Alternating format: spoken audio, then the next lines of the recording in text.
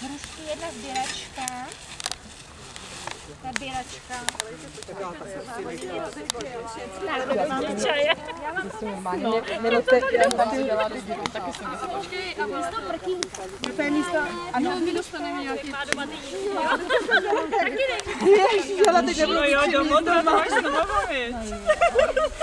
Dala jsi z kafe dneska? Ne, mám ho na stole. Počkej, otvírák. Ona mi to dala, když jsem měla uvařený.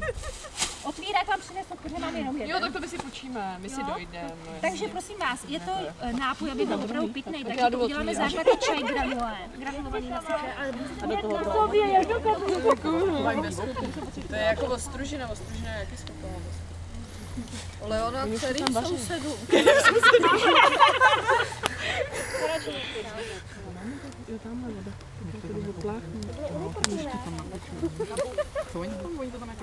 No to tam všechno musíme naházet, prostě z toho uděláme nějaké tady. Tak jahůdky jim vyžereme. To jsme říkali, že tam nemusí mít, ne, šťávu jim tam dáme. Jabko síme, zůstane jenom ten granulovaný čaj. To je pravda, no. Co kdyby? No jo, ale víš co, takhle to budou mít oba dva stejný, když se tam No narvou. proto my tam nedáme ty listy. Ne, my tam nedáme ty jahody. Jo, takhle. No jistě. Nic. Jestli nic všechny jahody. Zítra ve mohli tam listy. I tu šťávu tam. Řekli, že tam musí být. A proč tam musí být? No a vy je tam než. Oni drží diet, tak říkáš, že to je nějaká školní. Tak já zůstávám, já to bylo převážit. Taky měla zásluhu. Honzo. No, taky. Pojď chodit, Honka jde pracovat. Pojď, já jdu pracovat.